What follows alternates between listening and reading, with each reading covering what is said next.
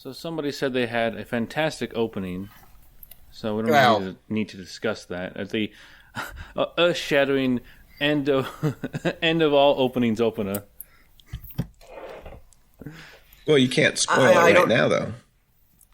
I wouldn't go that far. The greatest of all time. There will never be another one that's better than it. I believe I just said I had a doozy of an opening.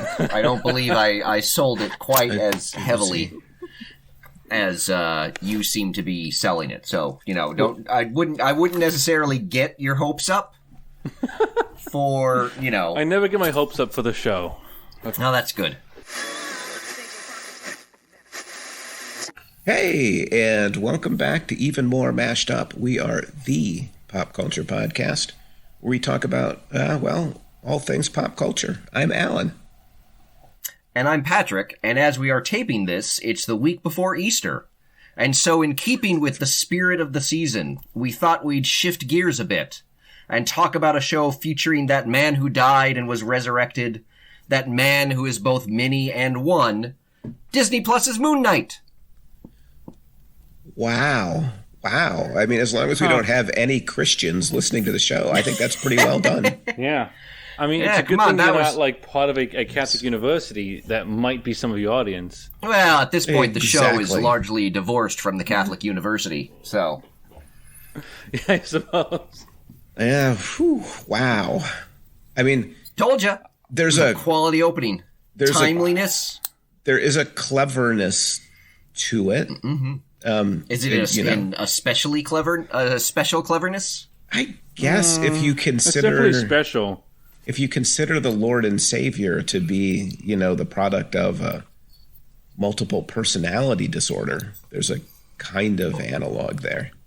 I'm just saying there's a little bit of overlap between, say, Moon Knight and possibly some other religious figures. I guess he is technically a religious figure. He does serve the Egyptian god of the moon. Exactly. And so, yeah, I don't see how that could possibly go wrong. Wilson. Yeah, I don't see. Yeah, I can't imagine. Well, that was... When you say you can't see it going wrong, are you talking about Moon Knight or are you talking about my opening?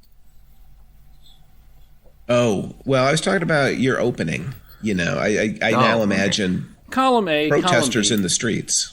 But who's to say? I mean, this is kind of a revolutionary show for us, right? Because, okay, we're doing superhero stuff, which we always do, but we usually wait until it's done. Yes. Yeah. So this seems like something brand new. Kind of turning a page. No, this is... Mm-hmm. Even more mashed up 2.0. Possibly. Yes. Or it's possible that, we've both actually watched the first couple of episodes for once, as opposed to not really syncing up until the end of the show. Well, here's the thing. And I know this has been said 100 times, so we don't need to talk about it in any detail. But nothing on Disney Plus... Well, I don't know. I think Patrick might dismiss this one pretty quickly, but we'll see. Nothing on Disney Plus has quite captured the WandaVision magic, right? Where WandaVision felt like, not only for me, but for Twitter, to be kind of appointment viewing and everybody would watch it and then you couldn't go on Twitter unless you wanted it to be spoiled. Like, Moon Knight's not quite that, right? You can't blame me for this. Oh. Well, but you're actually caught up on Moon Knight, so, I wouldn't blame you for Moon Knight because you're actually caught up. But you would blame me. Started it. You would blame me for the others, which is... Yeah, well, yes, because all the others, we had to wait until they were done for you to be able to watch them. Well, I wonder if it's better to wait until something's done, but maybe not. Like, maybe this will be... Yeah. Maybe this will be something new. I guess this will be... Inject a little more superhero into it. Oh, yeah. Well, because if there's one thing this show needs, it's more superhero. This is my point. I feel like peak superhero. I feel like we haven't done enough superhero stuff, maybe. Now, to be fair, we veered away from superhero stuff in the last couple of episodes. That's a solid 2 or 3 episodes without superheroes, I guess. Yeah. Yeah, exactly. And really, that's a long time for us. I believe if we listen to the Oscars episode, there will be superheroes mentioned. Oh, well, no. yes, See, but that... it's not a show about superheroes. That's the important distinction. We did... Wow. Well, I mean, I guess in that way. Sure. In that way, we talk about superheroes. Yes. But it doesn't count that we talked about superheroes. Exactly. Yeah. Because it's not within the context of a discussion of superheroes. It's within the context. It's an entirely different context. Well, there was talking about the Oscars. Totally different. It was a conversation about superheroes, but it was about Oscars, really, is what you're saying. Mm-hmm. Exactly. Well, but we have conversations about superheroes in the context of superhero movies and TV shows all the time. That's fair. Even if we bring up superheroes in the discussion of, say, the Oscars, it's a completely different conversation. Completely. Is that the doozy you had planned? Because that feels like a doozy to me. No. My doozy was the blasphemy that I opened up the top of the show with. So it's always downhill from the blasphemy. It's really hard to top that. So, but we will try. It's hard to top blasphemy. It's either hard to top it or to bottom it. It's hard to say. I might want you to alter the phrasing there. You would, yeah, because you feel like I've really debased the show in some way. Yes, well, because just to be clear, phrase "to bottom" has a particular meaning. Oh, I know. I know the top and the bottom, but I still feel as if the blasphemy is a more significant problem for us. I don't know. Americans are pretty hung up on the sexy, so they might have a problem with that too.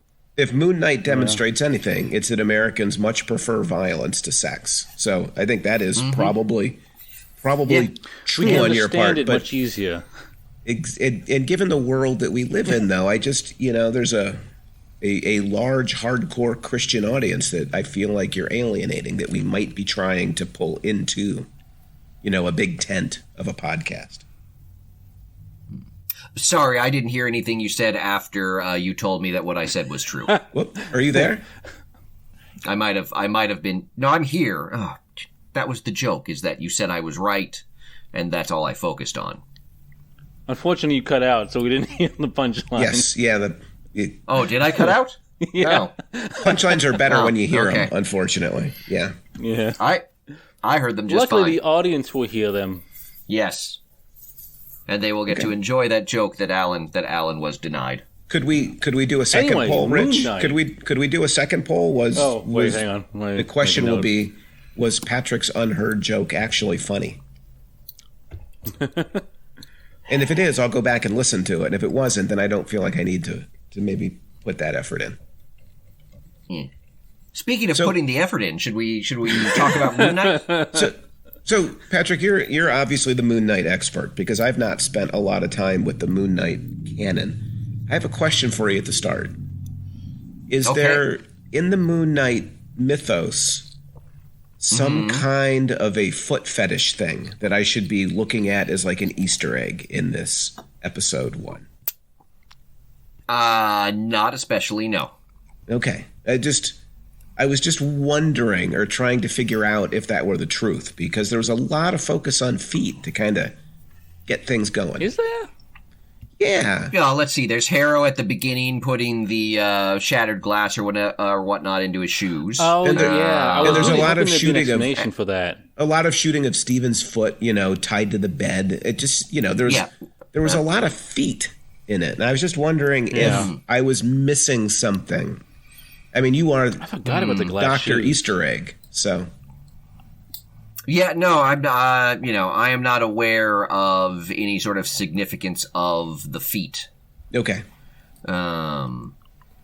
Except, maybe it's possible that both Stephen Grant and Alex Harrow will be shown to have feet of clay. Ah, I see what you're doing or sand, there, but as maybe more apropos. Yeah, can you have feet of sand? Then? Yeah. Not really, okay. unless you're Sandman. You can do it if or you're Sandman. You like melt the sand in the glass or something. I guess that's technically. But then it's glass. Well, it's not sand anymore. It's glass. I don't think you have feet of glass either. You just have feet of clay. Mm-mm. Huh. Yeah. So, but yeah, no, there's no particular emphasis upon, because he is. I mean, Moon Knight is Khonshu's fist of vengeance, not Khonshu's foot of vengeance. Exactly. I'm wondering, but okay. Where do you want to start? I mean, we should not start on the foot fetish. We should start officially. We did. Pretty sure we have. I asked you where you wanted to start, and you went straight to the foot fetish. So that seems to be like where we've started. So, well, I feel like we started with blasphemy, and then we moved to the foot fetish. That was just a segue into. It feels like a segue. I'm curious, as someone who is not a well versed in the continuity of Moon Knight, I'm curious to hear your reaction to the series, Alan.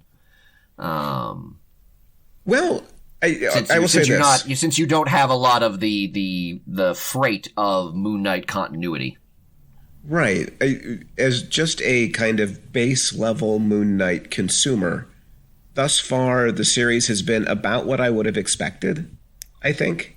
Okay. The Egyptian stuff is not surprising. The personality disorder is not surprising. I'm not very familiar with Mr. Knight, which I guess is the Moon Knight, but in a suit. Yes. Yeah. And because Mr. Knight did what? He debuted, I think, in the 2014 series. And he's basically like, I guess originally he was sort of like the public version of Moon Knight. Like that was the version of Moon Knight that would like talk to the police or right. In the current series, that's the version of Moon Knight that, is running his mission. As opposed to like the superhero version, but it's a version that particularly I think because of the design of it that people really gravitated towards. Well, it's a super cool design. It is, yes. It's striking and it's different and it's kind of interesting, and then it's not. I mean, I'd rather come back to Mr. Knight later, but I think that was the one thing I was not familiar with until I started looking at reviews of Moon Knight. But it kind of makes sense given the way they position Steven versus Mark in the series, I guess. Yeah. Yeah, well, and it's important to note that, like so many things in the series, we've got the appearance of Mr. Knight, but it's absolutely not at all like how he is in the comics, which is true with a lot of the Moon Knight series, is that a lot of the names are the same, but that's about as close to the source material as the series gets. I'd say as in comparison with other Disney Plus and MCU series, Moon Knight might be the one that seems to be veering the most from the source material. So that was the question I had for you, and it's the flip side of the one that you had for me. You know Moon Knight much better. Does it bother you that they're departing from canon in such significant ways? Or have you reached a new kind of post-peak superhero zen where the canon isn't as important? I would not describe it as a post-peak superhero zen, but I would say I'm closer to a kind of zen in the sense that, assigned acceptance. No, I recognize that the MCU is different from the comic books and thus doing its own thing. And so I don't expect necessarily great fidelity to the comics. I'm a little bit surprised by how far the series is veering from it. But it's also clear, I think part of it is that the series makes clear that it's dealing with particularly the different personalities very differently than the comics right away. So it's not like there was some this seems like it was kind of like Moon Knight in the comics, but now it's something totally different. It was totally different from the get-go. So, right. Would you feel the same way if it were Hawkeye? Accept that. Would you feel the same way if it were Hawkeye? Well, the MCU Hawkeye is not really like the comic book Hawkeye either. So, okay. You know, it again, I you know, sort of have made peace that the MCU is, you know, its own versions of these characters that have had, you know, so many versions in the comics anyway. So I'm not as upset as other people are. It seems like the second episode really irritated some Moon Knight purists, particularly regarding Mr. Knight. I'm sorry. And even to a lesser extent, Steven. So. I'm sorry. Like, when you're really staking yourself as, like, the Moon Knight purist, like, how did you get there in your life? Like, what series of bad decisions led you to the position that you're just irate that Moon Knight isn't getting the proper canonical respect? Well, keep in mind that Moon Knight is very much a sort of cult following. Like, he's not, I mean, I think for sure. The current series is like the 8th or 9th time they've tried launching a Moon Knight series. You know, the first series that he was in, which is sort of the, you know, the one that everyone harkens back to. I mean, it only lasted, I think 38 issues. And his longest series, I think, lasted 60, the same length as Quasar. Is it just the character? Like, just there's no... But the same length as people like? The same length as Quasar kind of says it all. Yeah, I mean, he's got a very devoted but small following, I guess. To answer Rich's question, it feels like kind of like hipsters, people who have decided they're going to plant their flag on something very, very, very niche. Well, because it seems like they be very, very, very niche. Yeah, because it seems like, I mean, again, I don't know that much about the comic character as well, but like, it seems like, especially because he has that kind of multiple personalities, it seems like it'd be something that would be relatively easy to get an audience of, like, you know, almost like kind of Deadpool in a sense, maybe not that kind of humor, but like having those kind of conversations with yourself. It seems like it wouldn't be difficult to get an audience going. Maybe not super popular, but to have such a low run, like you said, like only 60 issues of the length of Quasar, it's weird that after 9 times they don't have a character that's going to, you know, resonate with people to kind of keep it going. Well, Moon Knight's also kind of, isn't it victimized by the fact that every comic book series gets rebooted every 18 months now anyway? Yeah, but Moon Knight, I mean he doesn't. It's not like that. Like, Moon Knight will have a run for, you know, some of them have been as long as, you know, or not long, but some of them have been as short as 4 issues. Some of them have been like 12 to 15. Yeah. And then, you know, he's put on the shelf again. Like, I mean, we've got a current series going right now that's, I think, issue 10 just came out.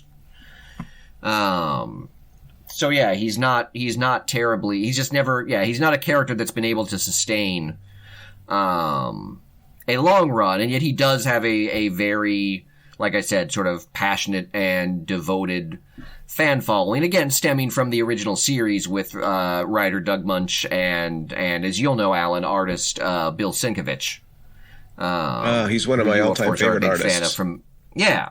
So, you know, and again, it had it was very different from what Marvel was otherwise doing at the time. So, Moon Knight's always had kind of a different sensibility than a lot of other Marvel stuff, almost veering more towards your kind of independent sort of, right, or maybe a mix of kind of independent and kind of traditional superhero type stuff. So, that's by way of saying that, you know, he's got a kind of cult following. And, you know, cults generally don't like things that deviate from orthodoxy, so. They don't like blasphemy. I see where you're steering this. And kind of having set the stage, like, is there a place you want to start discussing the actual contents of episodes 1 and 2?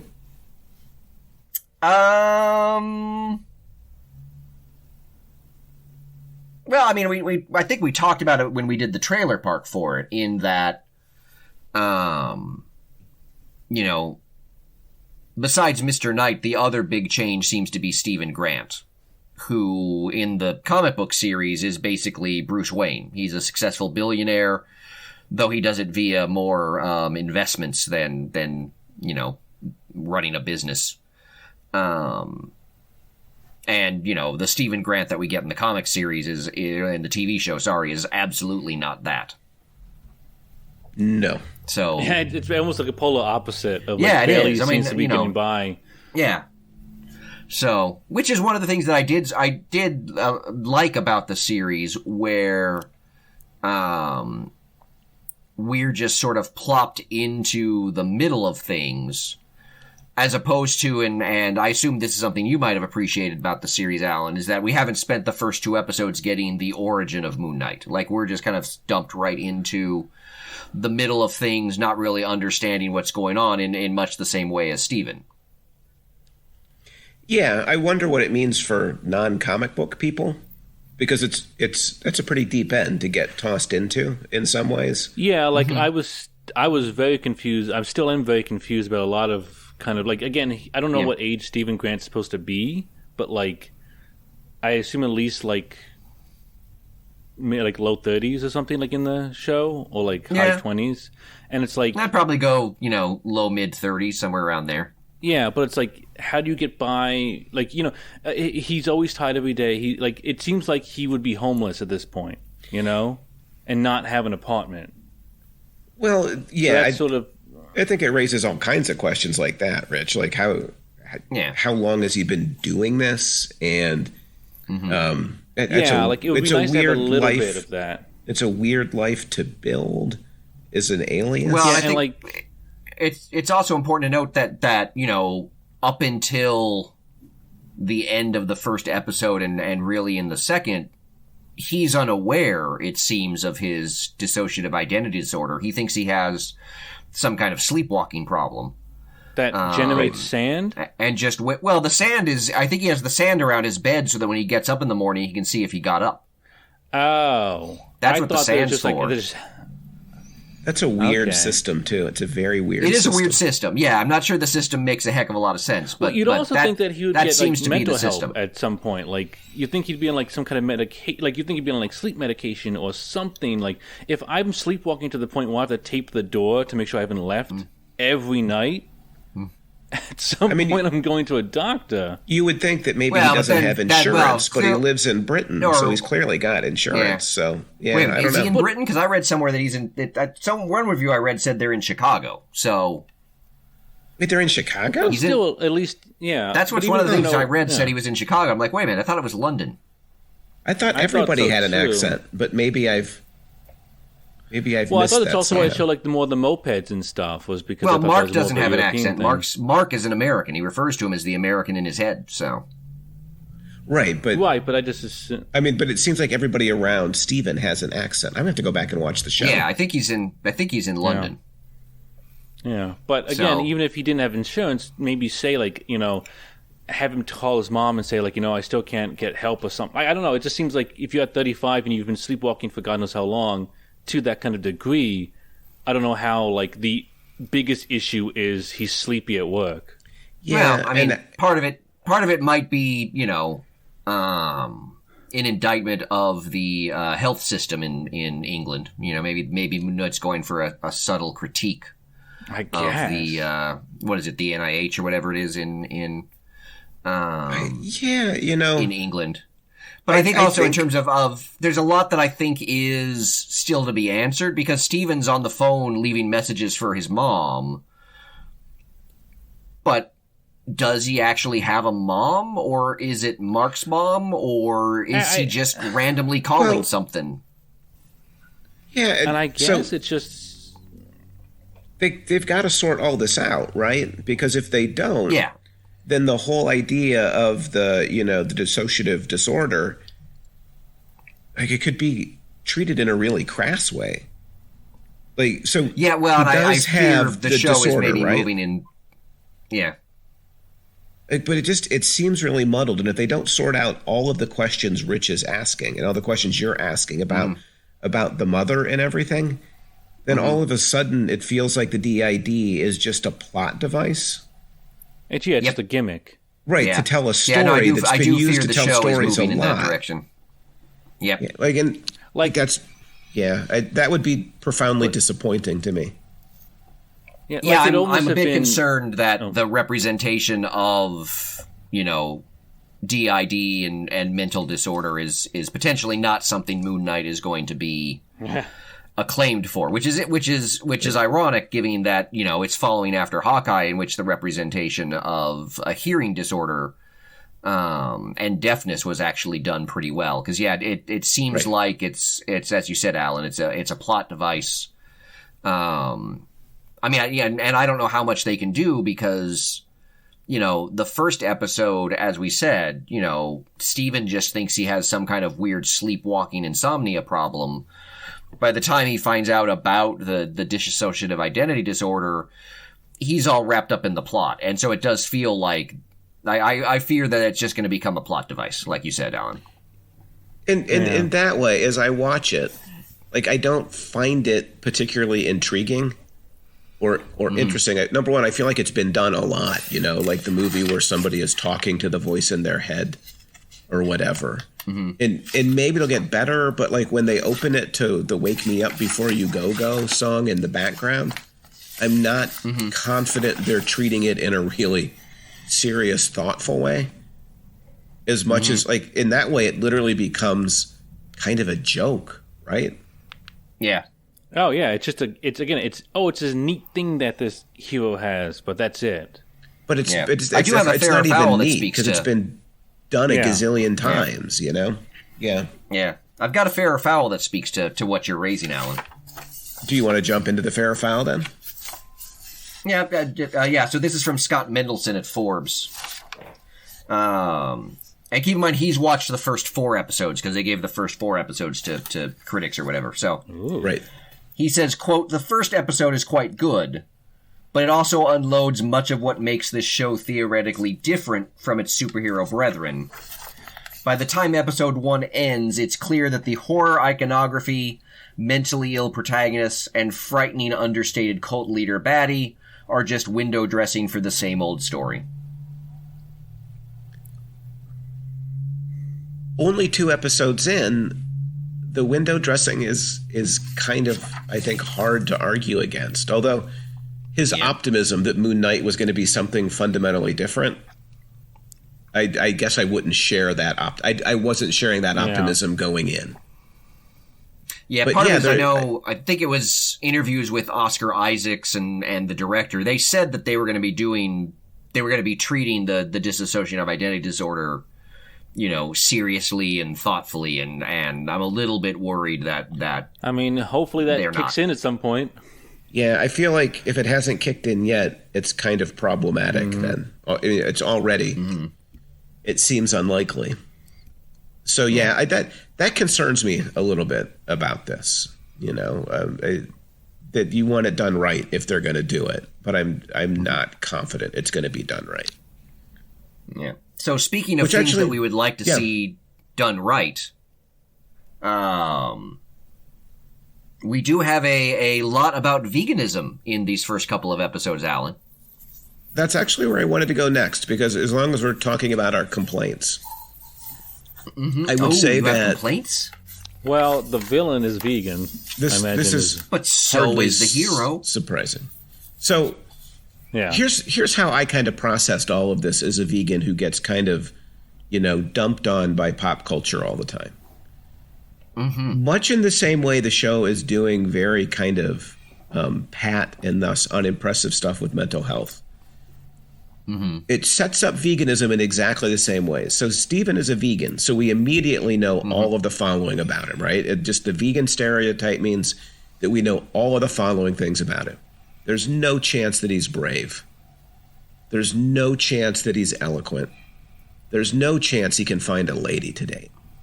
We totally know he's going to get pushed around by everyone, that no one will respect him, that he is a complete loser. And in fact, he's so dumb and dull-witted that he thinks eating a steak made him go bonkers. So immediately, there are two broad vegan stereotypes in culture. One is kind of the wimpy loser, and that's Steven, right? And then Arthur, of course, reveals that he's a vegan too, who makes like this kick-ass lentil soup, I guess. But it reminded me of the good old days when Connor would hang around the show sometimes, and he made that shirt that said, "Stop vegan villainy." Like, once again, as soon as you see the vegan, you understand, the bad guy. So even making the vegan the good guy, Patrick, I'm not sure that really kind of rectifies the many pop culture problems. Good guy. Right, he's a sad sack. If Steve Rogers was vegan, that would be impressive, because then it's like, oh, here's somebody who's strong, but committed, what if we and all think that. of Steven as the sad sack, as the everyman? Because let's face it, sure he is. We're all kind of sad sacks. He can't handle talking to people. He can't. Right. Literally, when he's talking with his boss, overrated. and she's like telling him like, hey, be quiet and stuff, and he just keeps talking about like Egyptian cultures that she clearly does not care about. Like, and she's your boss. It's like, right. He's like missing like basic social cues. And but he's just trying to tell her that they got stuff wrong, and it's important that kind of stuff be pointed out so that things can be made right. Yes, but not to the person who clearly doesn't care. I see now. Patrick is seeing a little bit of himself in Oscar Isaac. Oh, I see that. Oh, I see a lot of myself in Oscar Isaac. Oh, I don't. There's think, a lot of overlap between me. I hate to say it, but I side with Rich on this. He's not like an everyman.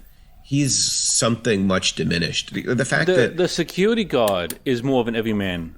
Yeah, exactly. The fact that he gets pushed around by a woman at work kind of even further diminishes kind of his masculinity in a world where like masculinity is the most important thing. And that world, by the way, being like America. I just feel like, the veganism is just, well, but we're watching it in America. Like I imagine this is a show made for Americans before it's made for anybody else. But again, even if he was pushed around, that wouldn't be the biggest deal. But like, again, him just trying to talk to people about like, when I think it's episode 2, when he's like in the apartment with Layla, and like, he's like sort of explaining what's happening, but he just won't say like, hey, Mark is somehow in my head, I don't know what. He keeps like tap dancing around it to the point where like it's a long scene that just nothing happens in it. Now, I'll give you another example that I think is even more striking. To be fair, if you had someone who just showed up you've never met before tell you their wife, would you convince them that you have a different personality in your head? So let me give you a different example, Patrick. He can't even talk to the waiter at a restaurant. Yeah. Like no matter what situation you put him in, he's so awkward, it's painful. And I know that like Hollywood wants us to kind of imagine that this is the common man, but in fact, that's another kind of trope that does damage to people with actual, social and personality issues. I don't see him as an everyman. Like, number one, he's Oscar Isaac, and so we all know that he's not. But I like throughout, I think the way they play him is not like that's not how everybody acts. And it's not even so much that it's not how everybody acts. It's that if you're at 35 or like whatever age he is, and you've been like that where you might have issues, again, I feel like you wouldn't ignore them completely. You would, recognize at least at some point that like, hey, I shouldn't just be going around acting as though I'm normal. There's something I have to deal with. Like just so stumped that he can't get, through to people or something. Well, it's because, Rich, in this trope, being this kind of loser is kind of romantic in a way, right? Because we all know in a superhero-y kind of way, he's going to kind of overcome that, right? Like that. There's this kind of even when he meets Layla the first time, she's like, oh, she can speak hieroglyphics. Oh, that's amazing, and she's impressed instantly. Right. Yeah. So that. Yeah, it's this kind of very romantic notion of somebody who's got like some real issues that we're dealing with, and they kind of all get shorthanded into vegan. You know, if the guy would just eat steak 3 times a week, he probably wouldn't have any of these problems. I bet. I don't know that I'd quite go that far. I feel like there you might be personalizing it just a touch, because I'm not really sure the show points to veganism as the source of his problem so much as the fact that he's got another personality and an Egyptian god living in his head. Yeah. My point is that the veganism becomes the stereotypical symbol of all the loserness that is in him. That's really my point, right? Not that if he ate 3 steaks. But Alan, I could totally imagine that being like a comedic conversation between him and Mark at some point in the further episodes, is that he goes to eat something and they have to like debating in their head or argue with each other to get like a burger or something else that's vegan. I could completely see that being a scene going ahead. Absolutely, but not really a good one, right? No, not funny, but like, they're going to play as this joke of like, Mark's going to be the person like, you need to eat more meat. And then he's like, no, I want to be vegan. And obviously real men ensues, air quotes. Real men do 2 things. They eat more meat and they are hired mercenaries who murder heaps and heaps of people on a regular basis. And divorce their wife. Oh, yeah. It's okay, I think, to mistreat women as long as you're divorcing her. He's divorcing her to save her. Oh, isn't that romantic? He's done it in the worst way possible. Such a beautifully romantic gesture on his part. Like, what a great guy he is. Yeah, something told me that wasn't going to really fly with you. Well, and speaking of the idea of talking about like the real man there. Yeah. If they end up going the direction that the comics is, and I think they hint at this, in the comics, Mark Spector is the main personality. Stephen Grant is, one of his alters, I think is the term that they use. And there's that moment in the beginning, I think in the first episode, where Khonshu refers to Stephen Grant as a parasite. Yeah. And I think it's going to end up that Stephen Grant isn't actually who he is, that Stephen Grant is the disassociated identity, and Mark Spector is actually the actual individual. Which is how it is in the comics. Yeah, like that's one of the big things. Is why does Mark Spector look like Stephen Grant? Yeah. Well, because when he says that when he brings Layla over, doesn't he say that the apartment's like his aunt's or his mom's or something like that? It's clearly going to be Mark's apartment. Yeah. And that that for some reason Mark seems to have lost control of Stephen at this point. I'm not sure how, but I think they're going to end up like. Mark is the actual person, and Stephen Grant is the disassociated identity. Yeah. So, quick question about Dr. Knight, coming back to him at this point. Dr. Knight. Oh, Mr. Knight? Is it Mr. Knight? Oh, okay. Yeah, it's Mr. Knight. Sorry. So, Mr. Knight. Mr. Knight, Comic Book Resources tells me, is more of a pacifist character. Is that true? I would not say that. Okay. He's less of the directly active. He's not like the superhero version of Moon Knight. Right. But he, as I recall, he's actually got, in many ways, he's even, as my recollection of Mr. Knight, though it's been a while since I've read those issues, so I could be wrong. But my recollection is that he's much more of there's kind of a darkness and violence about him, more so than Moon Knight, who is sort of the hero version of the character. Yeah. He's more like the street level version of the character. That really plays into the point I want to make, because here's how Comic Book Resources describes him. Mr. Knight and Moon Knight are considered opposite sides of the same coin. They both want justice in the world, but they have different approaches to achieving it. Moon Knight is brutal and violent, make him more on the evil side of the scale, whereas Mr. Knight has a more level-headed approach that makes him more of a pacifist. And I want to say, it feels like only in America would the character that you're describing, Patrick, possibly be considered a pacifist. Yeah, I mean, if anything, my recollection is that there's a kind of rationalism to Mr. Knight that takes him to some pretty dark actions. Well, almost kind of like Rorschach, sort of. But that's not terribly dissimilar. It's a very strange thing that the more rational violence is kind of seen as pacifist. at least by I think part of it too. whoever wrote I think this part for of it too might be. Yeah, I think part of it too might be that when Mr. Knight shows up, there is this sense of imminent threat, imminent violence with him that people just tell him what he wants from the get-go, because it's kind of when Mr. Knight shows up, bad stuff is going to go down. Kind of like Batman, and he doesn't need to do stuff at some point. And so I wonder if that might be what CBR is reading as pacifism. In that, he doesn't have to do anything, but it's because he's got, because he's got so much the reputation of hurting people that but that's not pacifism. That's right. Just to be clear, as a Quaker, we do understand in America, right, that's not pacifism. Yeah. Okay. I understand that, yes. Okay, that kind of spins me forward to the next question I wanted to kind of pose to you. Mm-hmm. Or an issue I wanted to work through. Because I thought the first two episodes are interesting in a way, in the questions they ask about justice. Ooh, I had thoughts about that too. So Khonshu uses Mark's violence to bring justice to evildoers, correct?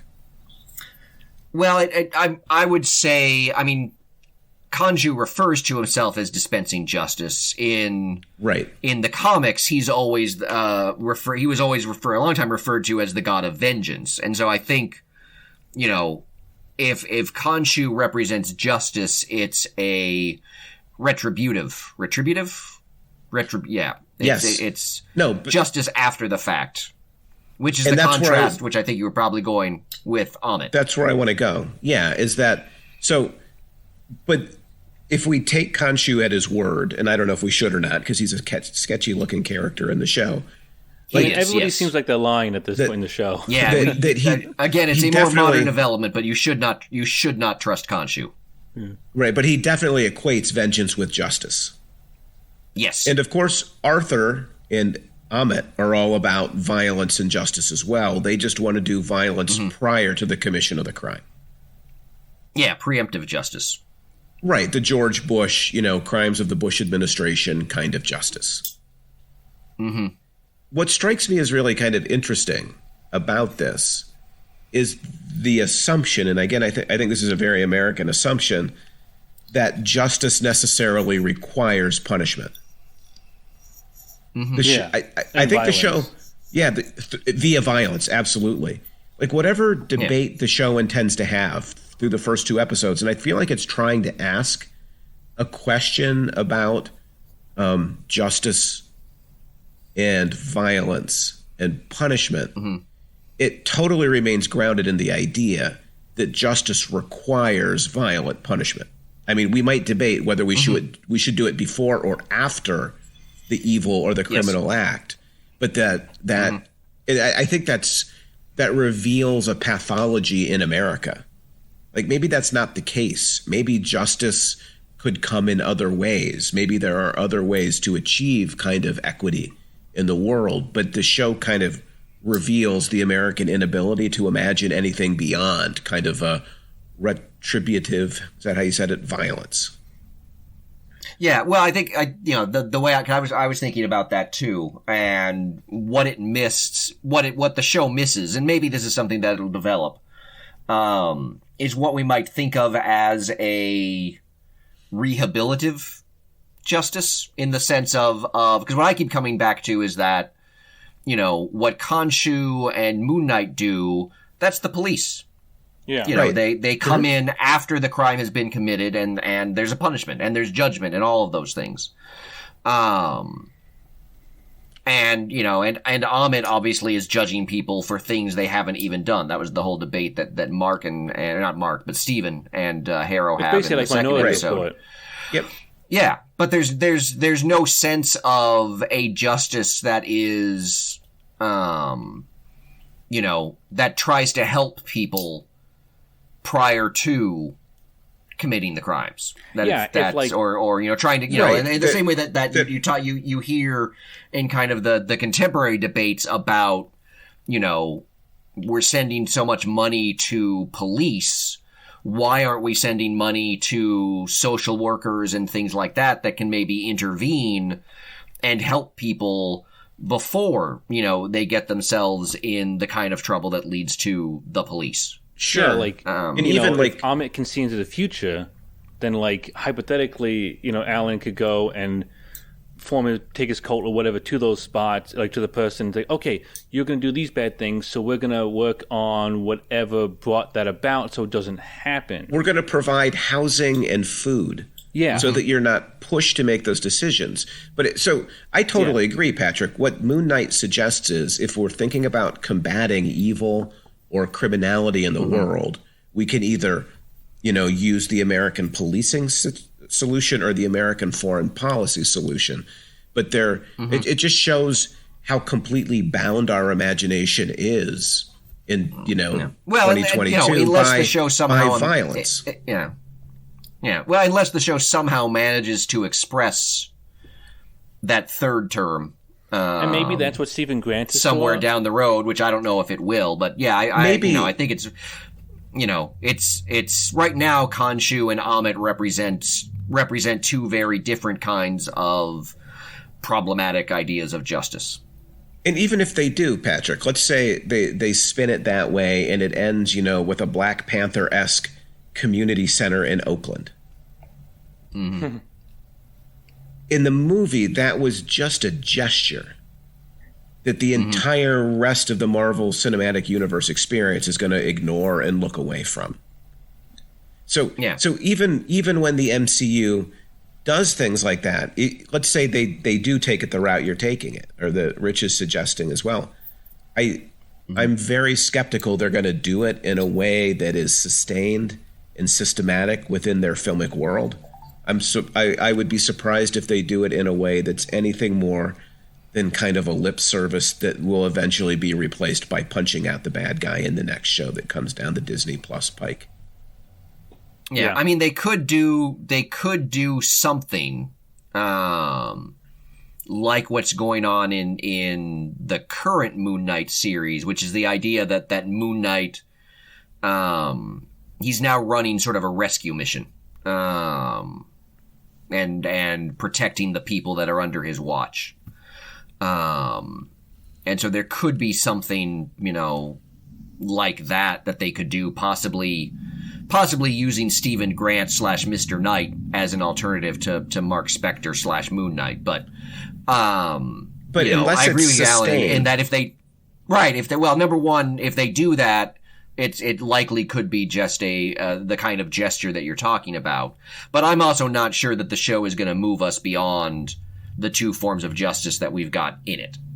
I'm not.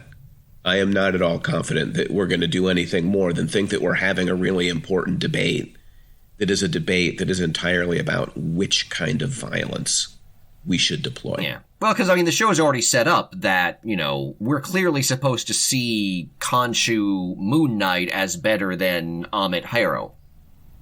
For sure. Like it's already set up Khonshu and Moon Knight in a privileged position, and I'm not sure. There is an opportunity, I think, maybe via Steven to question that, but for all of the reasons that we've already sort of rattled off, I'm not sure how powerful a critique coming from Steven's character can work, given all the ways in which that character has already been kind of undermined.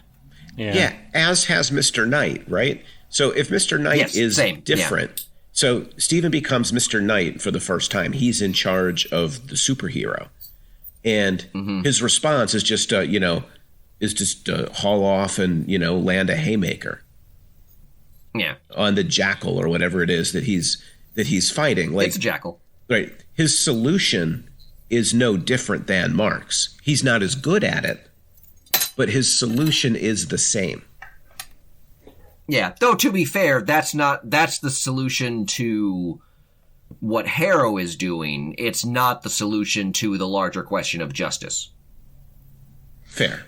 Well, Fair right enough. now, Steven's not doing anything. So I think, I think, but you're right. Again, I don't know. Based on the second episode, if Steven / Mr. Knight represents a potential third position regarding justice, in what right now is a dyad between Ammit and Harrow and Moon Knight and Khonshu, I think the show's either got some work to do, or it's going to be the kind of thing where at the end, we see Steven taking over as Mr. Knight, and that's the new person going forward, and that's how the show ends. Basically the same kind of ending that we got at the end of Black Panther. Right. Which, again, to me was unsatisfying. But as long as we're on violence, can I raise a question for you? Sure. In the first episode, one of the things I thought was interesting or unique about Moon Knight, and I don't think there's a lot of new stuff in here, but the way in which at the beginning is he's kind of cutting back and forth, like Steven keeps getting taken over by Mark when he's in particularly dangerous position. It was really interesting to me the way in which in that scene the violence that we always see was absent. That you would see like the moment leading to the violence. Oh yeah, we see the aftermath of it, yeah. And then you would cut away and you would see the end of it. The violence was absent, but the consequences weren't, which I thought was I thought in a way that's kind of an interesting way to watch a superhero film. And it might get us to ask some questions about violence and the way it kind of runs through our experience historically and in our identity. Like when the violence you expect to see is suddenly absent on the screen. Yeah, it's interesting to think about too, because you're right that it is absent in the screen, and not to go all comic booky, but it's almost kind of like the way in which the Scott McCloud talks about the gutters, right, functioning. That the narrative is sort of put together between the panels in the gutter that runs between the panels. And yet there's part of me that also wants to argue that, if the consequences of the violence are there, like if we see, Steven waking up in the middle of the town and there's all the bodies of the thugs around him, knocked unconscious and or possibly dead. I'm not sure that the violence is actually absent. That it's not presented, but the violence is there, and you very often hear kind of the old saw about like old horror movies. People would say, they were so much better than the new ones that are all gore and show you everything. The way in which that you kind of had to fill in the blanks in old horror films makes it even more powerful. I'm wondering if there's something to be said about, the way in which that Moon Knight makes the violence not actually represented might even give that violence or make that violence more powerful, because we are kind of having to fill it in via our own imaginations. I think you can read it both ways. Like forcing you to do the work, though, could work the other way, because that's really kind of ugly work to do. I guess I was thinking about it. Like one of the complaints about superhero movies is we see all of the violence and we don't see the consequences, right? We see cities and countries destroyed and we never see the aftermath. And this is at least kind of flipping that. Like this is a situation where we don't see the violence, but we do. And it's possible that it could function the way you're talking. I wonder if it would function for some people to get them to think about the actual consequences. That the emphasis is the consequence, not the action. But maybe I'm too optimistic, which I shouldn't be given all that I've said already today. Yeah, I'm going to take the more pessimistic view in that, the show has to move away from those consequences so quickly that no, that's fair. That's fair. I don't really. There's not a rumination on the violence, and really all you're getting, it goes back to the same thing that we were talking about with the representation of disability. It's a device that in this case I would say is played kind of for humor in the sense of Steven waking up and kind of realizing what's going on and having to stumble on through it. And being in the same way that the show is things like that. I mean, that's fair. Yeah, and you know, even the violence we do see is played for humor because it's the cupcake fight. Right. Yeah. And so there's not. So, I agree with you that I see where the opportunity for a greater kind of thinking about violence is there, but I think the way the show is going about it is not really going to invite that kind of consideration. I agree. If the opening made me think that, but to go back to Rich's point, like if it's going to come back to Steven being the guy that's going to be the center of kind of that questioning of violence and consequences, like we've already talked about all the ways in which that character isn't working well to do that kind of thing. Yeah, so, I can't imagine him having the strength to force anybody to accept his decision. Yeah. Right, or to make a cogent, clear argument. Right, he can't order a state clearly. How is he going to enunciate a philosophical claim against violence? Yeah. Unless he's somehow changed by this whole experience, but you know that who knows? I mean, I guess it could be the thing that he becomes a superhero and now he's a person again. Yeah, but I mean, it does go back to kind of that idea of, you know, there was a lot of potential in Moon Knight in terms of, you know, what it could do in terms of violence, what it could do in terms of representing, DID and sort of mental disorders, and it feels like it's relegating those to. As you said, Alan, plot devices, you know, in the same way that I think we talked about, that idea of in disability studies, the idea of the narrative prosthetic, that disability is just brought in for the purposes of plot, for the purpose of character, not for a consideration of what it's like to actually be, to have a disability. You know, Moon Knight, I think, is following in a similar camp. There's not really a consideration of what it is. You know, the show's not about Mark's or Steven's DID. No. The show is not about the violence, or sort of considering kind of the violence, via kind of what it does in terms of the narrative absence of it and what that creates.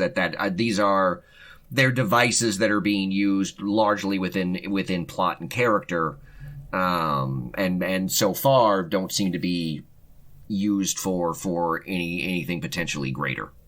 Agreed. So I know that we're starting to push time a little bit. I have one comic book science/mysticism question for you. Okay, I have one more very important thing to bring up as well. So, and this is not important, but I know you like these opportunities to demonstrate your comic book cred. Why can't everyone else see the Jackal? Because the Jackal's real, right? Like Layla, it affects the world around it. Well, because I mean, right up until the moment where Layla, who by the way, Layla is not a character that exists in the comics. I have no idea where she comes from, so that's totally different. Yeah. Okay. Right up until she throws the sand or the water or whatever on it, you know, it seems like the Jackal. Maybe this whole thing is in Stephen Mark's mind, which would have been kind of neat. The Jackal is not real, but the Jackal is real and just invisible. I don't know. Maybe I don't know. Maybe, you know, you can only see it if you're a little bit godly, insane, or mentally disabled, or I'm not sure what to do with it. Which gets us back to the whole problematic presentation of the DID here. Yeah. Yeah. Again, with Rich, I was watching the beginning. I'm like, there is like a mental health issue that he's kind of wrestling with. I'm like, no, that Jackal's actually real. It's just that sane people can't see it. Yeah. Yeah, it's just, I mean, you've got to assume that, I mean, it raises the question because we see it climbing up out of the hole. You got to assume that Harrow sees it. I don't know if Harrow's followers see it or not. They don't seem to react to it, but again, they're also part of the cult, so would they? I don't think we see their reaction to it. We just see the hand coming out of the pit, and the next time we see it, it's attacking Mark. Yeah, and it's not on the cameras. I don't know, so I don't know that we see. So it's hard to say who does and does not see the jackal. And then again, of course, it actually does grab Layla and hold her up, and so it does have a physical presence. Right. But leaves no scratches on the museum floor when it attacks him. Right. At night. It's another in a long list of things they have to reclaim or solve or explain. And I feel like it's already moving ahead at such a frenetic pace. I think they're hardly going to spend a lot of time looking back to talk about scratches on the museum floor. It looks like the episode that comes tomorrow, because the teaser trailers that have shown it seems like we're actually going to get the origin of Mark's relationship with Khonshu, and the story of that. So there might be an opportunity in there, perhaps, to explain some of this stuff. But yeah, I don't. Because there's the other thing too is that Mark clearly sees Khonshu. Harrow says that he could see Khonshu, but now can't. So there seems to be something where people are able to pick and choose. That. So it's strange. So yeah. So anyway, you said you had another question to ask. Not so much a question, but a comment. Sure. Something that I noticed in not just Moon Knight, but also several of the Disney Plus shows. So we had, of course, in WandaVision, one of the big things in that was the moment of Wanda seeing Vision being disassembled, and that sort of what feeds into her grief and her pain that causes her to sort of create, her alternate reality. Which, of course, that at least is in part based from the Vision Quest storyline from West Coast Avengers number 42 to 45. I think everybody knows that. And then, of course, we have in Moon Knight, we have Khonshu talking directly to Moon Knight, like they actually, Mark can hear and talk to Khonshu. Which that didn't happen until Moon Knight started hanging around with the West Coast Avengers during the Lost in Space-Time arc, which ran from number 17 to 24. Everybody remembers that very well, of course. It's one of the classic West Coast arcs. And then Moon Knight actually joining the West Coast Avengers in number 33. Right, exactly, Rich. It seems so obvious that, this has got to be incredibly boring to listeners. We know West Coast Avengers, so what's the point? And then, of course, in Loki, we had the Timekeepers, who, though they didn't first appear there, one of their most significant appearances was in Avengers West Coast number 60 to 62.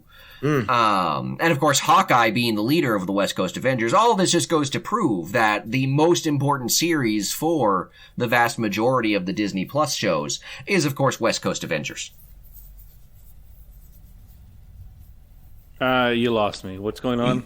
I think it's clear that if they're not building to a West Coast Avengers, they're doing it all wrong. Oh, well, it's not even if they're building it, just clearly in terms of source material. The most important source material for the Disney Plus series has been West Coast Avengers, and so I agree. I mean, it just seems like a West Coast Avengers series, perhaps a blend of West Coast Avengers and Young Avengers, it seems inevitable. I feel as if they did a West Coast Avengers series that you're kind of leaning into post-peak superhero would resolve and go away. I think that you would be pretty excited about a West Coast Avengers series. Oh, yeah, I would be. Would that have Wonder Man in it for you? It's hard to say who would be. I mean, it depends. If they do kind of a West Coast Avengers, Young Avengers sort of mashup, then it's going to be Kate and kind of the second generation. Right. They largely couldn't do a traditional West Coast Avengers because, Hawkeye and Mockingbird are essentially retired. Iron Man's dead.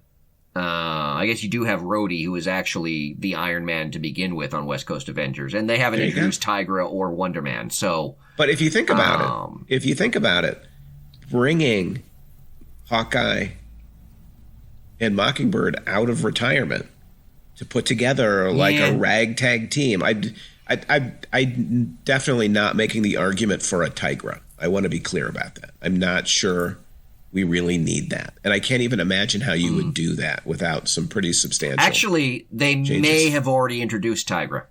Get out of here. Where? When? In the first episode of Hawkeye, when Kate is shooting the arrow at the bell tower, she's talking to her two friends on her phone.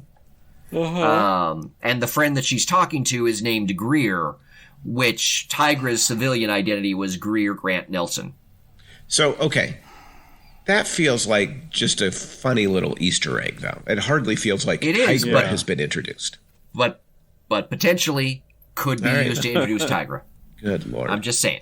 All right, well, speaking of predictions for next, any ideas or like crazy predictions about where the show goes next? I've not watched any trailers or anything, so I have a couple of ideas. I assume it's just going to be pretty formulaic. No, it is one of the things I found interesting in watching the first episode is that it seemed to me that a lot of what was in the trailers that we saw came from the first episodes. Like there's a lot of stuff from episode 1 that is in the trailer. So yeah, I think a lot of what we haven't seen, from the trailer has a lot to do with Moon Knight's origin, which we're getting this week. So I am curious in that. Yeah, I'm not really sure where the series is going. I mean, again, I think we're still kind of in. I will give the series credit for one thing it's done well, which I think it has kind of put us in a very similar position to Steven in that we don't know what the heck is going on in this thing either. That just as he kind of has woken up in the middle of it, we're sort of in the middle of it and having to figure it out. And so, yeah, I'm not really sure where the series is going. And part of that, too, is just how widely the series has deviated from the source material. I think we talked about this last time. Like, Harrow is a character that appeared in one issue of the second Moon Knight series. Like, he's not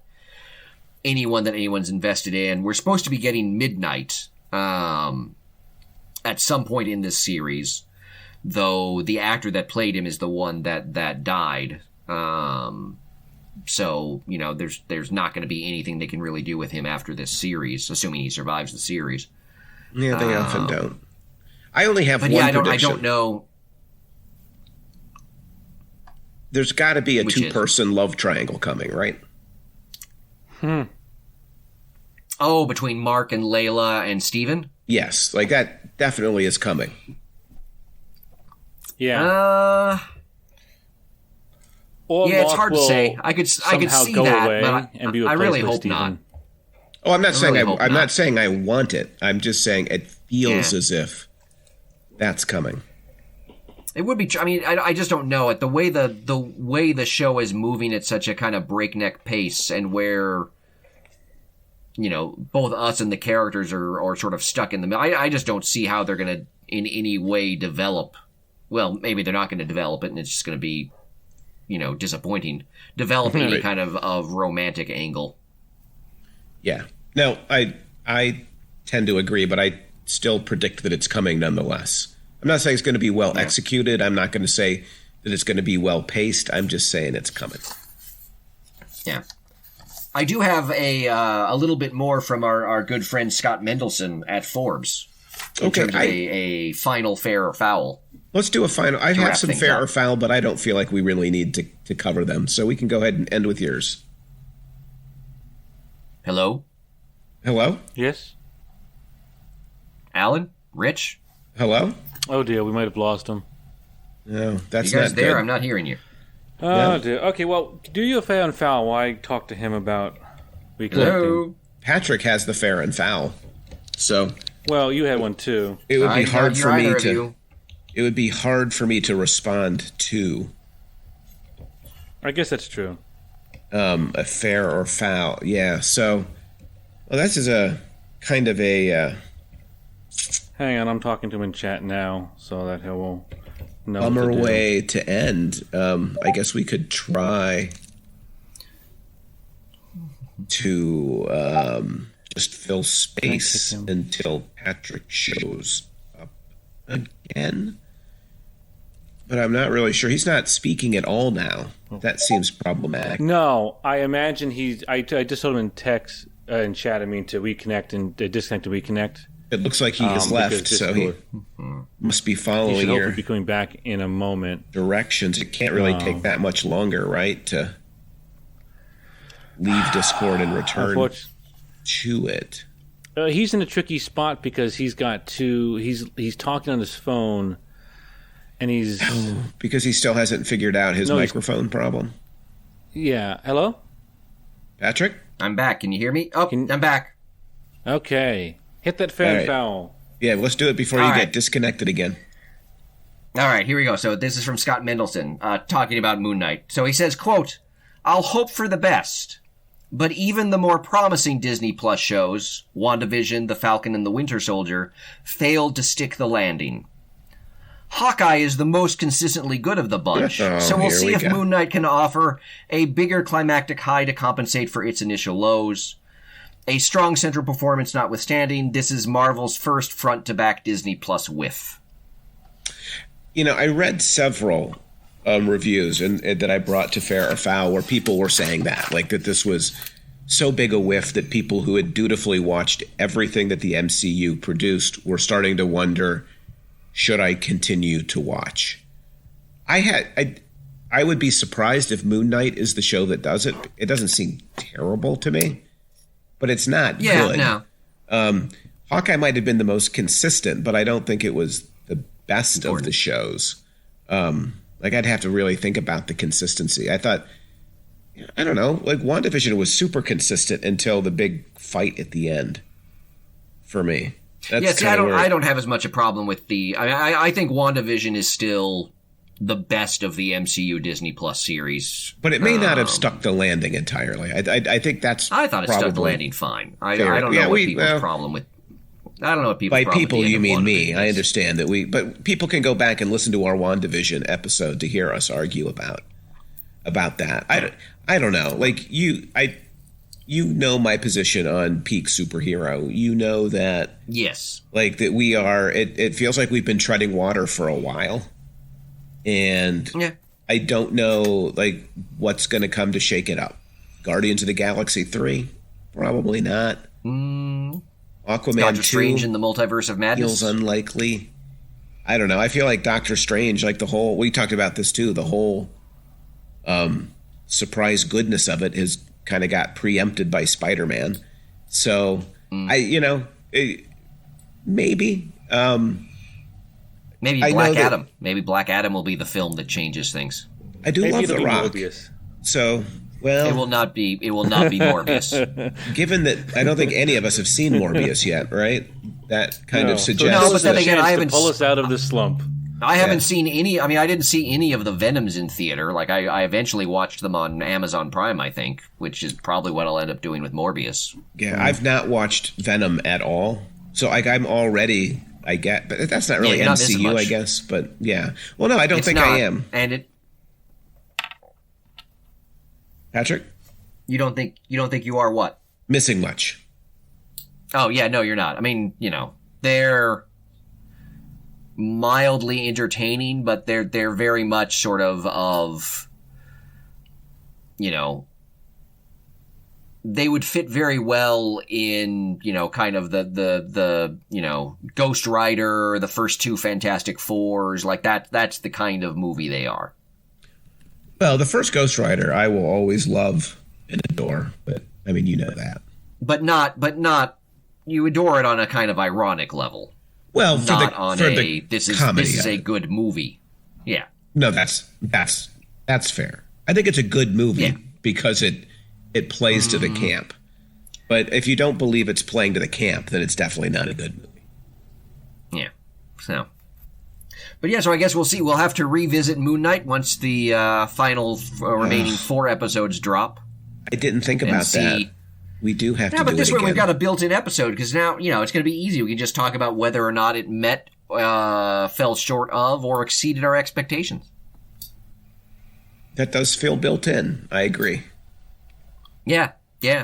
Well, I'm sure Rich took notes in terms of the things we talked about, and so he can just sort of rattle those off for us. Absolutely. I can't remember what we talked about 10 minutes ago. That's a promising built-in we've put together there then. Yeah. A launching pad to nowhere, probably. But I do feel like we stuck the landing to this episode, unlike WandaVision.